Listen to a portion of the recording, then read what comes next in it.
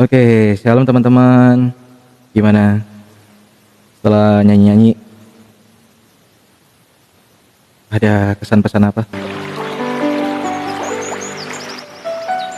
Oke, shalom ya semuanya yang selamat datang, yang baru hadir. Sebentar lagi kita akan mulai firman-Nya.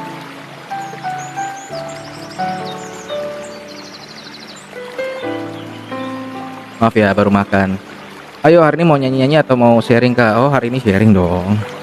Kita hari ini buka dari Matius 18 ayat 21 sampai 35. Berapapun yang hadir pada malam hari ini nggak masalah. Yang penting Tuhan firman-Nya boleh tersampaikan. Ayo teman-teman, mari yang mau buka firman Tuhan dari Matius 18 ayat 21 sampai 35. Matius 18 ayat 21 sampai 5.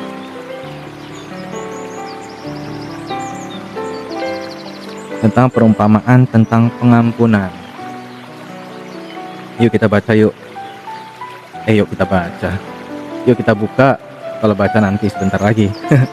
Oke, saya harap saya anggap teman-teman udah pada buka ya. Oke teman-teman, saya beri judul pada malam hari ini adalah pengampunan yang memulihkan. Jarang kan? Bukan jarang sih. Jarang yang mau bahas soal pengampunan kalau di dalam kehidupan nyata. Kenapa? Karena seperti yang kita tahu ya teman-teman, kalau soal pengampunan itu kayaknya kesannya malu. Terus kalau dibahas tuh kayaknya kok sok suci sih bahas-bahas soal pengampunan. Ya udah, kalau udah lewat ya udah, gengsi gitu kalau bahas soal pengampunan itu gitu. Tapi mau nggak mau kita harus sadari bahwa hari-hari gini banyak orang-orang di luar yang kita nggak bisa kendalikan. Yang responnya terhadap kita tuh kita nggak bisa kendalikan. Mereka melukai kita, mereka menyakiti kita nggak pernah bisa nahan hal kayak gitu. Jadi respon dari luar kita nggak bisa tahan, respon dari dalam yang bisa kita lakukan. Mau nggak mau, suci nggak suci, kita tuh nggak ada yang pernah suci ya. Suci itu dinyatakan oleh Tuhan sendiri. Kapan kita suci apa enggak? Ketika kita sudah nanti naik ke atas gitu, itu baru dikasih gelar. Kamu suci, kamu tidak gitu ya kan. Kamu kudus, kamu tidak. Ya selama masih hidup di dunia, kita masih sama-sama manusia. Kita nggak ada yang pernah yang namanya suci, nggak ada yang pernah yang hidup kudus. Kita masih hidup di dalam dunia penuh dosa, dan sekali-sekali pun kita masih bisa tergoda oleh dosa. Dan benar, kalau ngomong soal pengampunan itu rasanya agak sensitif, karena kita harus membangkitkan luka-luka yang ada lagi, dan itu nggak enak banget. Kayak lu nggak tahu sih rasa sakitnya gua segala macam gitu. Nah, hari ini Petrus datang kepada orang yang tepat, karena kalau kita mau berbicara tentang pengampunan, kita kalau misalnya andai kata nih berbicara tentang hal lain, kita berbicara tentang misalnya pengen lepas dari dosa pornografi misalnya, ya kita harus datang pada seseorang hamba Tuhan atau jemaat Tuhan yang sudah berhasil lepas dari pornografi. Lalu kita minta doanya, kita minta tanya gitu, gimana sih caranya kita lepas dari pornografi. Ataupun kita misalnya mau lepas dari kecanduan akan game. Nah, kita bisa tanya kepada orang-orang yang sudah hari ini kita tahu hidupnya pernah kecanduan game dan sekarang sudah tidak lagi. Nah, hal-hal seperti ini, seperti Petrus pengen nanya soal pengampunan, ya benar, gimana dia datang kepada orang yang tepat, yaitu kepada Tuhan Yesus itu sendiri. Dia nanya sama Tuhan, gimana caranya, berapa kali kita harus ngampunin gitu. Dan kalau misalnya kita bahas berapa kali harus ngampunin, mari kita baca di ayat 21 dan 22. Aku baca ya. Kemudian datanglah Petrus dan berkata kepada Yesus, "Tuhan, sampai berapa kali aku harus mengampuni saudaraku jika ia berbuat dosa terhadap aku? Sampai 7 kali?" Berbuat dosa tidak hanya berbicara tentang hubungan kita kepada Tuhan, tapi juga berbicara tentang hubungan kita kepada sesama. Ketika kita berbuat dosa pada seseorang, itu artinya kita menyakiti mereka, baik secara verbal, sengaja maupun tidak sengaja, fisik dan mental, itu kita bisa menyakitinya.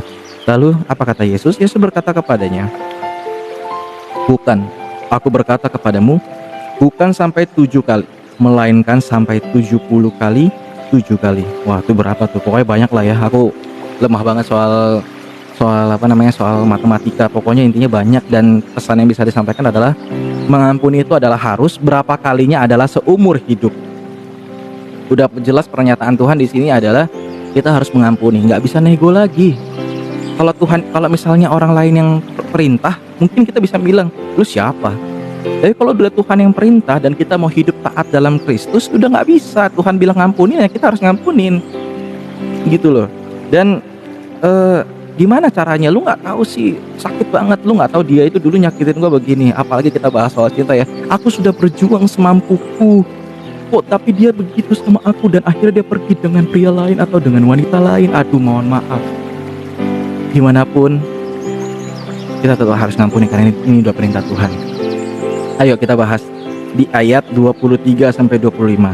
Kita baca lagi ya. Sebab hal kerajaan sorga seumpama seorang raja yang hendak mengadakan perhitungan dengan hamba-hambanya. Nah, ini berbicara tentang nanti nih, kalau kita udah naik ke atas nih, mengadakan perhitungan nih, gimana nih? Setelah ia mulai mengadakan perhitungan, dihadapkannya lah kepadanya seorang yang berhutang 10.000 talenta. Berapa banyaknya nanti kita bahas ya, aku udah catat, udah aku kalikan. Tetapi karena orang itu tidak mampu melunaskan hutangnya, raja itu memerintahkan supaya ia dijual beserta anak istrinya dan segala miliknya untuk membayar hutangnya. Kalau kita bahas soal dijual ya, kalau kita bahas soal dijual pada zaman itu, sudah pasti kalau kita dijual, kita sudah pasti dijadikan budak. Beda budak yang sekarang sama budak yang dulu. Kalau budak yang sekarang kita kadang bisa membangkang, kadang kita bisa seenaknya, bisa punya hak, atau bisa ngucap berbicara dalam batas-batas tertentu kepada tuannya. Zaman dulu budak itu nggak punya hak, dia nggak punya atas hak hidupnya. Pokoknya hidupnya cuma taunya mengabdi aja, kayak itu, dia nggak punya hak hidup. Nah, masalahnya ketika mau dijual, kalian bayangin ya, kalian coba masuk ke dalam visualisasinya. Kalian masuk sebuah istana, di situ ada raja. Kalian dihadapkan kepada raja, kiri kanan algojo. Di belakangmu ada anak dan istri. Kalian datang menghadap raja. Menghadap raja mungkin hadap sama presiden tuh mirip-mirip ya rasanya ya. Kita harus sopan, takut. Apalagi kalian tahu nih, kalian udah punya rasa salah nih. Kalian punya utang gitu di sini kan. Kalian menghadap raja, terus dia bilang, kamu nggak bisa bayar utang. Algojo, jual dia. Pasti kalian takut karena setelah dari itu kalian udah nggak punya hak lagi. Di sini yang berdosa siapa? Yang berhutang siapa? Suaminya. Tapi yang kena siapa? Yang kena anak istrinya juga. Di dalam dosa tidak ada sukacita, tidak ada damai. Di dalam dosa bisa jadi kita yang berbuat dosa, orang lain yang kena dampaknya, orang kita sendiri. Aku analogi begini ya. Misalnya nih, aku hidup di jalan nih ya. Aku hidup di jalan misalnya, bukan hidup di jalan maksudnya benar-benar hidup di jalan gitu, tapi kalau pas lagi jalan gitu ya. Aku tuh selalu sabar sih di jalan. Aku tuh nggak pusing soal di jalan. Kadang ada yang klakson, ada yang sembarangan, aku nggak pusing. Cuma kadang kalau otak lagi sepaneng ya, bisa aja sih kayak teriak, "Woi!" atau apa gitu, marah gitu ya kan. Gue marah gitu pas lagi itu. Walaupun setelahnya nyesel sih, tapi tetap aja aku bisa marah gitu. Dan ketika marah, itu kan nggak baik kalau sampai dilihat orang. Wah, gue tahu tuh si Koko Rafael kan itu yang suka bagi firman di TikTok. Wah, kok bisa ya? Koko Rafael ya? Itu ya? Lah itu teman gue, bininya itu anaknya si itu tuh. Lah anaknya kan teman les gue, bla bla bla, misalnya begitu ya, misalnya begitu. Tadinya yang dosa cuma aku, sepele, cuma gara-gara neriakin orang di jalan, emosi nggak terkontrol. Maka dari itu penguasaan diri kan kurang ya, emosi nggak terkontrol. Yang dosa saya, yang kena anak dan istri. Makanya teman-teman, di sini raja udah memutuskan kita yang dosa, berapa banyak utangnya kita nggak sanggup bayar, mau dijual nih. Lalu gimana nih ceritanya? Kita baca ke ayat 26 ya. Maka sujudlah hamba itu menyembah dia. Katanya, sabarlah dahulu, segala hutangku akan kulunaskan. Karena ketakutan dan ketidakmampuan teman-teman. Ini kalau mau dibilang 10.000 talenta itu berapa? Aku bahas sedikit ya. 10.000 talenta itu kayak 100 juta dinar. Jadi ada talenta dulu baru dinar ya. Dan itu hitungannya baru ribu, baru perak gitu. Kalian bayangin tuh 100 juta dinar. Dan 1 dinar itu upah 1 hari. Dia harus kerja berapa? 100 juta hari baru bisa kebayar, intinya gitu ya. Tapi karena ketakutan dia nggak bisa bayar, dia minta kemurahan Tuhan, minta kemurahan raja gitu. Dia bilang sabarlah dulu, ntar aku kebayar. Sujud teman-teman. Coba kalian bayangin tuh ada orang sujud gitu. Karena rajanya bermurah hati, makanya di ayat 27 dibahas. Lalu tergeraklah hati raja itu oleh belas kasihan. Wah, nggak tega juga nih gue ya kan, akan hamba itu, sehingga ia membebaskannya dan menghapus hutangnya. Hutangnya banyak teman-teman, 100 juta hari kerja, banyak banget dan nggak mungkin dia bayar. Coba bagi 365 hari, terus dikali 100 juta, itu berapa tahun? Kayaknya nggak kebayar dengan umur dia sekarang. Apalagi dia udah punya anak istri ya, otomatis kita berasumsi bahwa minimal umurnya di atas 25 dan di bawah 40-an mungkin ya, dan itu nggak akan kebayar teman-teman. Lalu kita bahas di ayat 28. Tetapi ketika hamba itu keluar, berarti dia udah bebas nih. Seneng nggak? Senang banget pasti. Kita tadinya takut bentar mau dijual. Akhirnya raja itu bilang, ya udah lepasin aja lah, gue udah nggak tega. Tergerak karena belas kasihan. Ya udah yuk, mari monggo kita lepas. Dia juga nggak mungkin bisa bayar utang segitu, toh hartaku masih banyak, aku nggak miskin kok kalau dia nggak bayar hutang. Wah, harusnya seneng banget, anak istri nggak jadi dijual, dia juga nggak jadi dijual, nggak perlu jadi budak gitu ya kan. Dan dia harusnya selamat, dan dia senang banget. Harusnya saya bisa bayangin kalau bagaimana perasaan dia saat itu waktu senengnya bukan main itu. Dia senang banget teman-teman. Lalu begitu keluar di ayat 28. Tetapi ketika hamba itu keluar, ia bertemu dengan seorang hamba lain yang berhutang 100 dinar kepadanya. Kecil teman-teman, utangnya 100 hari. Kalau misalnya dia bayar setengahnya paling 200 hari dia kerja. 200 hari itu hampir setahun ya, tapi belum nyampe ya. Pelan-pelan dicicil gitu. Ia menangkapnya dan mencekiknya. Katanya, bayar hutangmu. Gila, ini orang baru terima kasih karunia, baru dibebaskan, tiba-tiba malah berbuat dosa lagi. Ini orang nggak tahu diuntung kali ya. Itu intermezzo ya. Berapa hutangnya? 100 dinar ya, seperti saya katakan tadi, 100 dinar itu sama dengan ya 100 hari kerja, karena upah satu hari itu kan 1 dinar. Sedangkan utang dia itu adalah 10.000 talenta yang sama dengan 100 juta dolar. 100 juta dinar. Banyak banget teman-teman. Luar biasa. Terima kasih diakon. Harusnya ini menjadi momen bahagianya dia teman-teman. Ini harusnya menjadi momen bahagia bagi dia yang bisa dibebaskan dari segala utangnya, tapi dia malah membuat dosa lagi.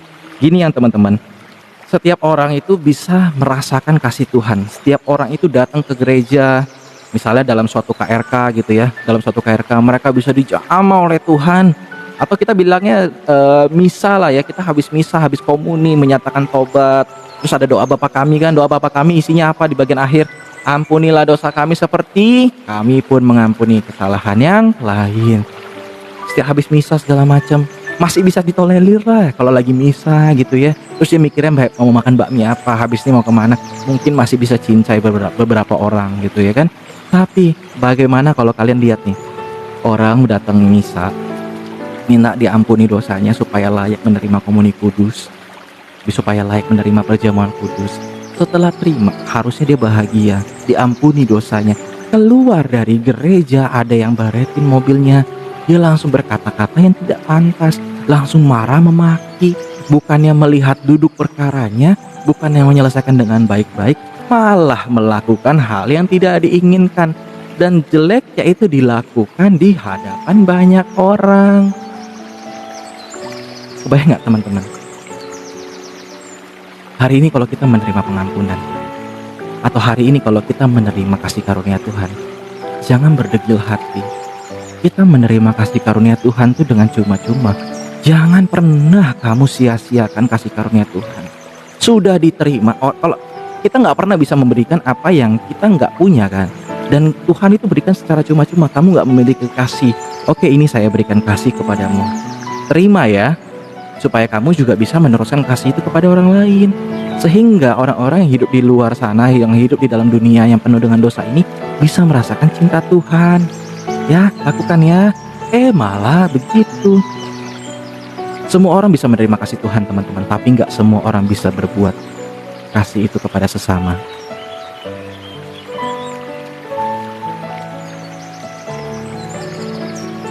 Kita masuk ayat 29. Maka sujudlah kawan itu memohon kepadanya, sabarlah dahulu, hutangmu akan kubayar. Teman-teman, apa yang dilakukan hamba lain ini? Dia sujud menyembah orang itu, padahal orang itu bukan raja. Dan orang itu pasti saling kenal, makanya bisa berutang kan. Tapi apa yang dilakukan? dia melakukan sujud dan menyembah karena dia ngerasa nggak mampu membayarnya juga gitu. Tapi ketika dia melakukan hal yang sama, dia tetap bukannya lupa ya, mungkin karena itu ketutup oleh hatinya yang gelap, mungkin ketutup oleh keegoisan dia sendiri, maka dia nggak peduli gitu. Di ayat berikutnya dikatakan, tetapi ia menolak. Wah, menolak teman-teman. Udah sujud dilakukan hal yang sama, bukannya ingat apa yang dia lakukan dulu kemarin itu, ya, bukan ingat yang apa yang tadi barusan dia dapat dari raja, malah dia lakukan ini. Tetapi ia menolak dan menyerahkan kawannya itu ke dalam penjara sampai dilunaskan hutangnya. Kejam teman-teman. Kalau kita terbiasa mendapatkan kasih, nggak ada alasan bagi kita untuk tidak meneruskan kasih itu. Serius deh. Hari ini contoh kecil ya. Aku ini orang suka nge-gym. Hobi banget nge-gym. Dan ketika aku dulu nge-gym, aku pertama kali masuk fitness itu di salah satu tempat yang home gym gitu lah ya, gym rumahan biasa. Dan yang punya tuh masih bisa kelihatan siapa yang punya, dan dia juga yang selalu ada di situ ngajarin orang-orang baru supaya bisa fitness dengan baik gitu. Ya itu salah satu pelayanan dia lah ya. Tapi saya ingat karena pelayanan dia itu, karena cara dia mengajari saya secara gratis, maka sekarang, ya saya sih bukannya sekarang sih ya, tapi dari beberapa lama yang lalu, kalau ketika saya melihat ada newbie, ada anak-anak baru gitu ya, yang nggak ngerti mau main apa gitu kan, saya bukannya sok-sok gimana gitu ya, enggak, tapi saya memang tersentuh dan nggak tega gitu kalau dia cuman dateng terus main-main sebentar terus pulang, dia nggak tahu harus main apa, dia nggak tahu gerakannya mesti apa. Saya nggak tega teman-teman, karena saya dulu tidak digitukan sama orang lain. Saya bisa ngerti gym sampai begitu dalam, meskipun saya bukan PT ya, saya nggak punya sertifikat, saya cuma orang biasa yang ngerti gym. Tapi sekarang, malam cinta Yesus, selamat datang. Maka ketika sekarang saya nge-gym sama teman-teman saya gitu kan, ketika aku nge-gym sama orang lain dan ada orang nggak dikenal pun, saya tetap ngajarin, tanya gitu, bro atau sis gitu, atau misalnya halo, mau main apa, bingung nggak, ada gerakan yang mau dipelajari nggak, cara mainnya begini, mau main apa, dan aku ngajarin. Dan sekarang saya masih nge-gym di salah satu tempat berempat sama istri saya dan dua teman saya. Dengan kesepakatan waktu itu saya mau bantu teman-teman saya supaya sampai bisa nge-gymnya gitu, supaya mereka punya bekal lah kalau suatu hari nanti saya udah nge-gym bareng mereka lagi gitu. Dan saya berikan itu secara cuma-cuma. Kenapa? Karena saya menerimanya itu secara cuma-cuma, nggak ada yang perlu dihitung-hitung. Beda ya, beda kalau tenaga profesional itu memang perlu dibayar karena dia mengeluarkan setiap apapun yang dia miliki untuk belajar. Tapi kalau saya kan bukan tenaga profesional, sehingga saya nggak mengutip uang-uang kayak gitu. Saya merasa saya ya melakukan karena saya seneng gitu. Kenapa saya suka berbagi gitu kadang-kadang? Karena saya tahu ketika saya dulu susah, Tuhan berbagi kepada saya lewat teman-teman saya, lewat orang-orang sekitar saya, sehingga saya nggak pernah kekurangan. Makanya di lagu awal tadi apa? Anak cucunya tidak akan meminta-minta. Saya tidak pernah meminta-minta, teman-teman. Tapi Tuhan kasih, penyelamatan Tuhan itu selalu ada. Maka daripada itu teman-teman, kalau kita menerima kasih Tuhan, jangan lupa diteruskan kepada orang lain. Dan saya ingat salah satu kata teman saya, dia ada nggak ya, saya cek nih. Oh nggak ada, dia nggak ada di sini. Dia pernah bilang gini, dia kan baik sama saya, ngasih konseling profesional gratis ke saya. Dan dia bilang gini, Vian, kalau mau berterima kasih kepadaku, lakukanlah hal yang sama kepada orang yang sepertimu nanti. Kalau ada orang yang membutuhkan pelayanan seperti kamu membutuhkan saya, maka lakukanlah itu. Dan aku kaget sih, wow, ya. Makanya saya sekarang ya kalau misalnya nggak mengganggu banget aktivitas, saya mau aja kok terima, dengar gitu curhatan orang gitu, melayani gitu, saya mau. Oke, lanjut ayat ke 31. Melihat itu, kawan-kawannya yang lain sudah sangat sedih, lalu menyampaikan segala yang terjadi kepada tuan mereka. Teman-teman, hati-hati kalau kita jahat sama orang, hati-hati kalau kita dendam sama orang, karena sejatinya dendam itu tidak pernah kalau Kakashi itu ya, Kakashi, saya balik dulu nih kamera kalau kalian nggak tahu siapa itu Kakashi. Kakashi itu yang ini nih, yang ini. Dia pernah bilang sama Sasuke seperti ini, balas dendam tidak akan berakhir dengan baik. Dan dia belum pernah lihat orang yang balas dendam puas dengan dendamnya dan membawa kebaikan. Teman-teman, percayalah, dendam itu tidak pernah mau yang namanya kita lakukan hal yang sama kepada orang. Misalnya saya dicubit, Kita sakit nih, kita pasti nggak pernah mau membalas orang itu dengan sakit yang sama. Pasti kalian akan cubit lebih keras. Begitu juga dengan dendam hal yang lain, teman-teman. Dan jangan sampai ketika orang lain tersakiti oleh apa yang kita lakukan, orang itu berdoa pada Tuhan. Karena sejatinya pembalasan adalah hak Tuhan. Saya lupa, nanti saya cari ini ya. Pembalasan adalah hak Tuhan. Makanya sampai hari ini ketika saya tertekan, saya sedih, saya dipojokkan, saya dibully orang segala macam, saya cuma berdoa sama Tuhan. Supaya apa? Supaya saya bisa mengampuni dan lepas dari keterikatan saya akan sakit yang dirasakan oleh orang lain, oleh perbuatan orang lain kepada saya. Dan ketika Tuhan sudah menjadi hakim atas orang itu, hati-hati, yang turun tangan bukan aku. Aku sudah lepas, aku sudah mengampuni, aku udah nggak mau tahu lagi. Tetapi kalau Tuhan yang mengambil mengambil tindakan atas hidupmu, tindakan atas apa yang kamu lakukan terhadap orang lain, hati-hati teman-teman. Mari kita baca. Raja itu menyuruh memanggil orang itu dan berkata kepadanya, "Hai hamba yang jahat, seluruh hutangmu," seluruh loh, "seluruh hutangmu telah kuhapuskan karena engkau memohonnya kepadaku." Jadi diingetin lagi nih, lu tadi tuh mohon sama gue loh supaya hutang lu dihapus, dan gue lakukan. Bukankah engkau pun harus, tuh katanya harus loh. Bukankah engkau harus teman-teman. Bukankah engkau seharusnya? Enggak. Sebaiknya sih lu gini. Enggak teman-teman. Bukankah seharusnya engkau pun mengasihani kawanmu seperti aku telah mengasihi engkau? Rajanya kasih tahu dulu baik-baik, enggak langsung dibedil, enggak langsung tapi dikasih tahu dulu baik-baik teman-teman. Menyesal pun udah percuma teman-teman. Kalau udah masuk penghakiman lagi seperti ini tuh menyesal pun udah percuma, udah nggak bisa. Maka marahlah Tuhannya. Wah, sampai Tuhan marah teman-teman. Kita datang sama Tuhan penuh dengan dosa, kita diampuni, Tuhan berharap sama hidup kita supaya kita juga bisa memberikan kasih itu pada orang lain. Ternyata kita malah jahat sama orang lain. Tuhan kecewa, Tuhan marah. Tapi selagi nafas ini masih ada, engkau masih diberikan kesempatan untuk bertobat, untuk mengampuni sesama. Dan tiba saatnya kalau kamu tidak mau melepaskan pengampunan kepada orang-orang yang telah menyakiti kamu, dan maka marahlah Tuhan itu dan menyerahkannya kepada Algojo sampai ia melunaskan seluruh hutangnya. Gak bisa dia bayar teman-teman, sudah ku bilang tadi, gak bisa dia bayar. Dimasukin ke penjara teman-teman, gak bisa dia bayar. Maka Bapakku yang di sorga akan berbuat demikian juga terhadap kamu. Wow, ini firman Tuhan teman-teman, bukan kata saya, bukan kata Pian, bukan kata orang lain, bukan kata guru, bukan kata pendeta, ini kata Tuhan.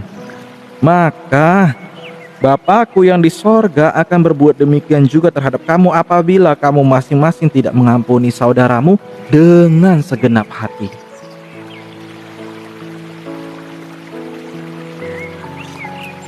Teman-teman, jangan sampai teman-teman. Mulai dari hari ini, saya tahu sih teman-teman rasanya sakit dan gak berdaya. Saya orangnya people pleaser dan sangat cinta damai, menjauhi yang namanya perselisihan. Sehingga ketika saya disakiti, saya dibully, saya dicaci maki, saya hanya bisa diam. Itu mirip apa teman-teman? Coba mirip apa? Mirip anak kecil yang kamu hajar, yang kamu bully, yang kamu omongin dengan kata-kata yang tidak mendidik, terus dia gak bisa ngelawan. Dia nangis, ingat kata Mazmur, air matamu, orang yang bercucurkan dengan air mata akan menuai dengan sorak-sorai, dan air mata itu tidak pernah dipandang hina oleh Tuhan. Itu mirip apa lagi teman-teman? Coba mirip apa lagi? Itu mirip dengan janin yang ada di tubuh pasanganmu dan kamu memilih untuk menggugurkannya. Makanya Tuhan bilang, barang siapa yang menyambut anak kecil seperti ini, dia menyambut aku, karena Tuhan tahu anak kecil itu gak bisa membela dirinya. Dan hari ini saya tahu rasanya gak bisa membela diri itu kayak apa. Sakit teman-teman, sakit banget.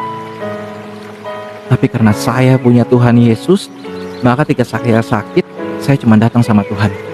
Saya bilang, Tuhan, saya sakit banget oleh perlakuan siapapun itu ya.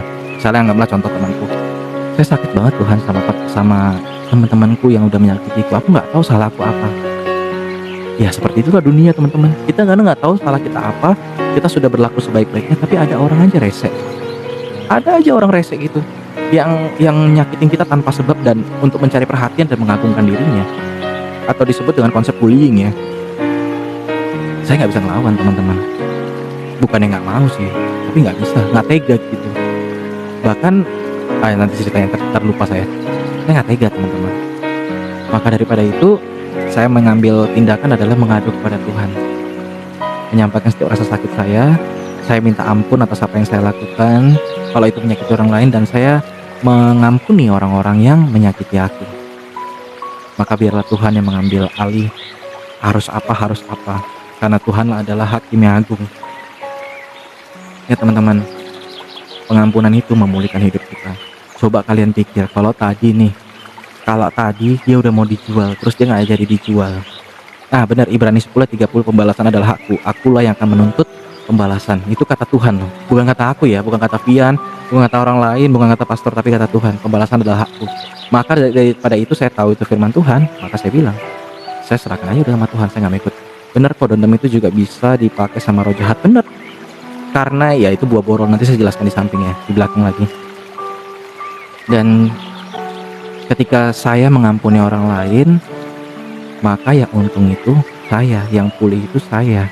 Contoh seperti orang tadi, kalau dia setelah diampuni, dia mau keluar dari rumah raja itu dengan baik-baik, dia ampuni orang itu, raja nggak akan mendengar lagi kan apa yang menjadi rasa sakitnya hamba yang lain itu. Dan nggak perlu lagi kan dia diadili 2 kali kan. Dia sudah diampuni awalnya, dia nggak perlu lagi diadili. Tapi dianya bukan iseng sih, egois, nggak punya pengendalian diri. Makanya buah roh itu penting teman-teman. Buah roh ke-9 itu, pengendalian itu penting. Nggak punya pengendalian diri, akhirnya apa? Akhirnya apa? Dia dicoboskan ke penjara. Habis teman-teman, nggak bisa keluar dari situ. Mau sampai kapan dia bayar utang? Kerja aja nggak bisa, gimana mau bayar utang? Masa anak-anaknya suruh kerja, kan nggak mungkin. Bisa jadi sih ya, anak-anak yang kerja disuruh bayar utang, kalau nggak keluar. Bayangin teman-teman, karena dosa satu orang menyiksa banyak orang. Makanya siapa bilang dosa itu cuman karena di kita yang nanggung? Banyak teman-teman. Mau contoh lain lagi, kalau dosa misalnya gara-gara dosa orang lain kita yang nanggung. Oke, misalnya gini. Saya misalnya andai kata jikalau apabila gitu ya, saya orang yang taat sama Tuhan, 7 hari 7 kali aku ke gereja ya, entah itu rosario, entah itu terima komuni. Suatu hari saya dijamret, terus saya mau bilang, kenapa Tuhan nggak lindungi aku? Kenapa Tuhan nggak sayang aku? Aku udah ke gereja setiap hari kok. Bukan Tuhan nggak lindungi teman-teman, karena dosa hidup di dalam dunia. Maka hidup ini penuh dengan manusia-manusia penuh dengan manusia-manusia hidup dalam dosa. Maka dosa itu nggak terkendali. Dia jamret aku, yang dosa dia kan, tapi yang kena aku, gitu kan? Ya gitu. Tapi penyertaan Tuhan tetap ada, minimal jam aku selamat, kayak gitu-gitulah ya. So teman-teman, saya mau bilang ada sedikit permenungan dari salah satu pewarta senior yang aku tahu. Dia bilang gini, sehari berapa kali kita doa Bapa kami? Dia bilang gitu. Soalnya andai kata kalian 3 kali saja, bangun pagi, siang, dan malam, 3 kali kalian berdoa untuk bisa diampuni oleh Tuhan karena kalian telah mengampuni. Apakah kalian benar-benar mengampuni? Belum tentu, kata dia. Karena pengampunan itu adalah keputusan, bukan soal perasaan teman-teman. Ingat, pengampunan adalah keputusan, bukan perasaan. Karena soal perasaan mah kita nggak akan lupa, namanya tergores itu nggak akan hilang. Tapi kita bisa mengampuni teman-teman. Oke, saya rangkum renungan itu jadi 5 hal. Setiap orang itu bisa menyakiti tanpa terkecuali. Itu poin pertamanya. Dunia hidup dalam dosa, kita nggak bisa mengendalikan apa yang akan terjadi dalam hidup kita. Tapi kita bisa mengendalikan apa yang harus kita keluarkan dari output dari dalam diri kita, yaitu bisa mengampuni, menyampaikan kepada Tuhan. Poin nomor 2 adalah kita nggak bisa mengampuni, tapi datanglah pada orang yang tepat supaya didoakan dan dimampukan untuk mengampuni. Kalau kamu nggak ngerti caranya mengampuni hari ini teman-teman, cari teman terdekat atau pembimbing terdekat atau pendeta terdekat atau pastor terdekat yang sudah ngerti tentang pengampunan. Minta didoakan, minta ditumpang tangan supaya kamu bisa mengampuni sesamamu. Ya. Poin nomor 3, sadar kalau kita pun bisa melukai orang lain. Nanti aku jawab ya satu-satu ya. Nomor 3, sadar kalau kita pun bisa melukai orang. Benar teman-teman, kita tuh masih hidup dalam daging. Ini daging nih teman-teman, sakit kalau dicubit nih. Kita bisa melukai orang, bisa banget bisa melukai orang. nggak sengaja lagi bercanda ternyata omongan kita sensitif nih. Kita nggak tahu itu sensitif, tapi bagi dia sensitif. Kita melukai, kita bisa aja kan. Jadi sadar kalau kita itu masih bisa melukai orang. Jadi kita jangan kita masih bisa melukai orang, makanya jangan sampai kita tidak mengampuni orang lain juga. Poin nomor 4 adalah kita sudah menerima kasih Tuhan dalam pengampunan. Ampunilah orang lain. Karena ini perintah dari Tuhan. Bentar, musiknya mati teman-teman. Oh, bukan, musiknya mati.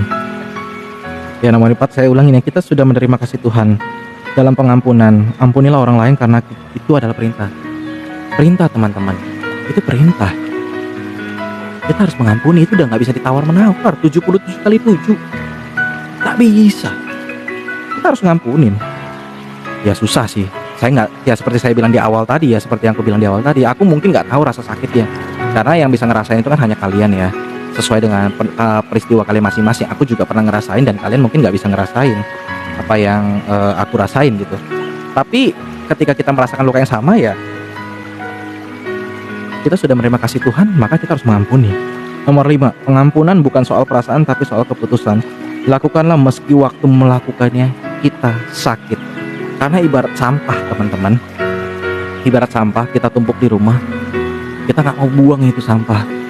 Kita yang terluka teman-teman. Kita yang sakit, bakterinya keluar, baunya semerbak, kita nggak nyaman.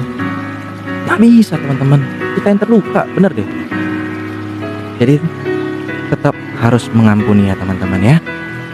Oke, firman Tuhan sudah selesai. Semoga siapapun yang mendengar bisa menjadi rema untuk saya dan untuk teman-teman. Dan sekarang saya mau Q&A ya. Saya mau baca komentar-komentar nih.